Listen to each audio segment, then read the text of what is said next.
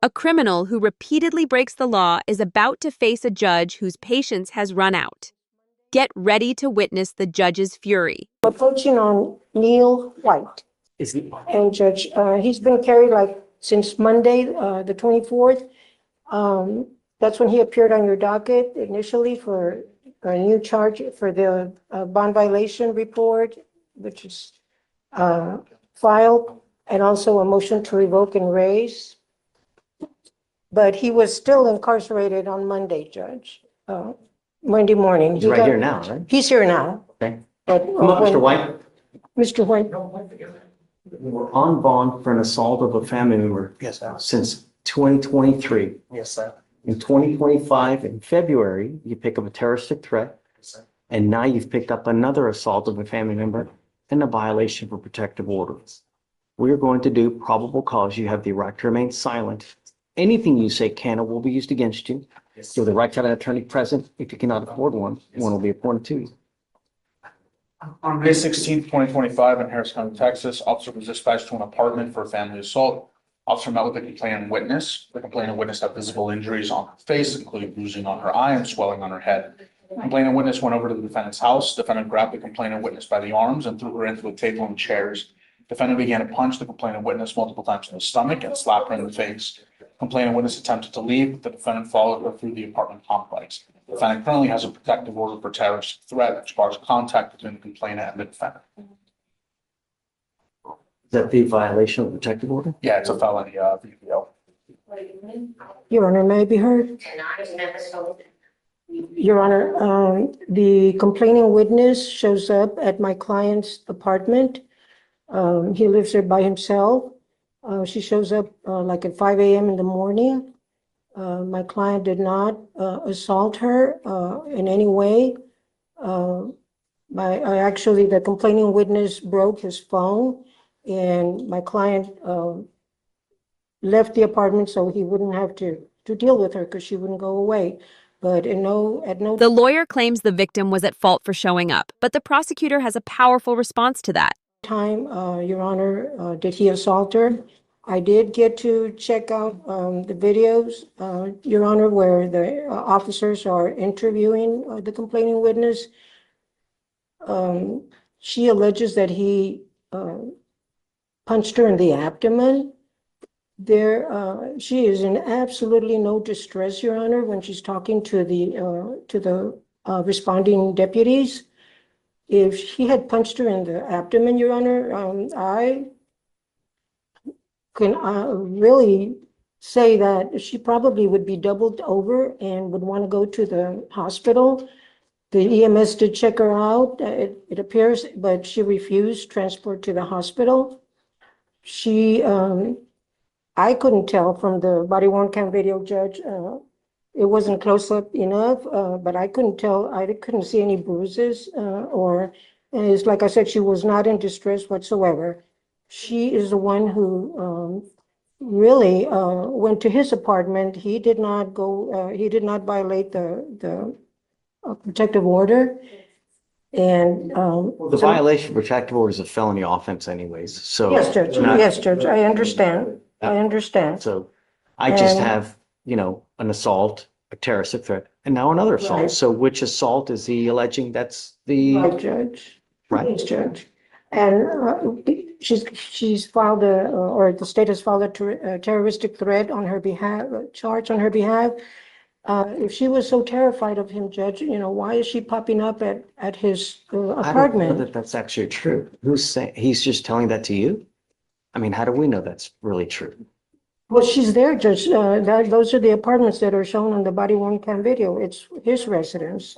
Is she actually on video at his apartment? Have you They're seen outside it? of the apartment. They're outside on FM 1960. That is not her residence. The protective order has got a totally different address where he is prohibited from Tell me, Sebastian. going. Okay, well, the VPO is not based on an address restriction, it's based on the assault of a protected person. And as far as the representations that defense has made today, we have no way of verifying any of that to be true. I disagree with the assertion that she shows no visible injuries. Her face does appear to be swollen with some red markings. Number three, the allegation that she's over at the house don't disqualify her as being a protected individual, and BPO is for an assault, not for a residency restriction. And at the end of the day, all those are fact issues, and what we're left with right now is the fact that in 2023, with a separate victim, he has an AFM, bond forfeits, then we have a terroristic threat with someone else, and now he picks up a separate AFM. And we can talk about how she's back all the time, but I think that ignores, first of all, the realities of domestic violence situations. And second of all, this isn't just one person that he's having multiple problems with. These are two separate people. So the state is going to stand on its motion to. The lawyer pleads poverty for his client, but the judge is now only focused on one thing: consequences. Revoke and raise bail, and is going to ask for 20,000 on all three cases. Your Honor, may I respond? Sure. The complaining witness has not, recanted to these March 16th, to the current charges, to the newer charges. Which alleged victim is recanting, the first or the second? The terroristic threat complaining witness, Your Honor. And the other assault family member case, Judge, the complaining witness is currently incarcerated. But So which one's the so The oldest one in jail. and Or I'm not sure, actually. I have a colleague who spoke to her. I forget exactly what she's in for. She is in jail. As far as her recanting, I mean, that's, is she in jail for something against him? no, I don't think so. And also, Judge, the complaining witness, the one that the protective order is on behalf of, she has not given a rip on the terroristic threat case, Judge. So something's not right. She doesn't want to. Problem is Tell the truth. he keeps picking up cases. Stuff keeps happening to him. It's just, I mean, I fall down and I pick up a new case. Yes, Judge, and I didn't. Are we supposed to just let him go because he's picked up now a felony? You I know, just wanted to relate to you, Your Honor, that my client does not have funds. He paid to get out with his income tax return, Your Honor. He paid to get out on these two new charges. He paid to get his car because he was not arrested at the scene, but he was arrested thereafter while he was driving. They impounded his car. He paid to get his car out.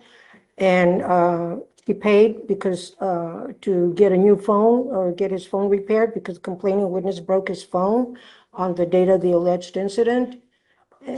And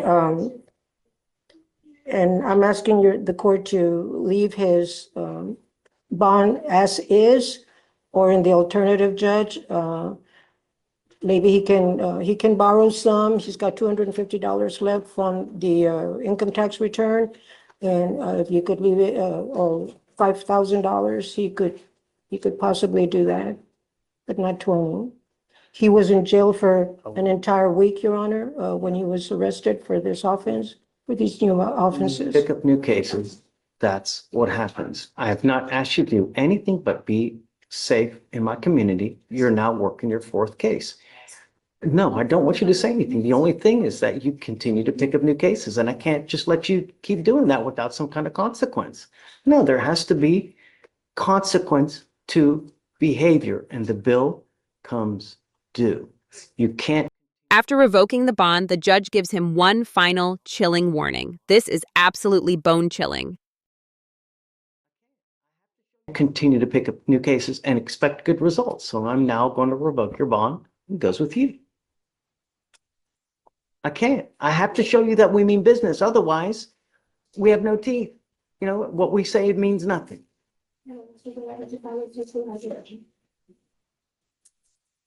I'm going to tell you now that I'm entering an order for protection in all these cases. And if you violate this, I can have a hearing to hold you at zero bond, and I will do it in a heartbeat to protect my city at all cost. If this person comes to you, you don't open the door. If they call you, you don't open the door. Or I'm sorry, you don't answer the phone. If they email you, you don't reply. But at some point, we have to say when. Now's that time. It goes with you. Yes, Your Honor. Well, my bond. I'm not gonna set it that high. I think that high is obtuse and that's just, mean-spirited to go that high. But, I don't know, Judge, this is 2 years worth of history here. Two different people. that's why they set the felony bond at 30,000. But I mean, You gave the first victim 10 stitches in the head. 10 stitches in the head. I read that, Judge. Tell me about the second one. What happened with the second one? The second one is this one, and then you want All to right, terroristic. How bad are we talking injuries on the second? Judge, it's swelling and then bruising in the head. All right, so I'm gonna do 10,002 on the first one, 5,000, so 10,003 on the first assault, 5,003 on the terroristic threat, and then I'll leave the second one as is. The new one as is. Thank you, Judge. So, no, then it has, no, we need a new one on, do we need to file a new one? For the original. Okay, can you, Sebastian, file a new order for protection on the old case so we can have him sign it? On the Yes, do you want it 2023? on the two victims or just on the? No, on both, yeah. Mr. Johnson, you were charged, shh.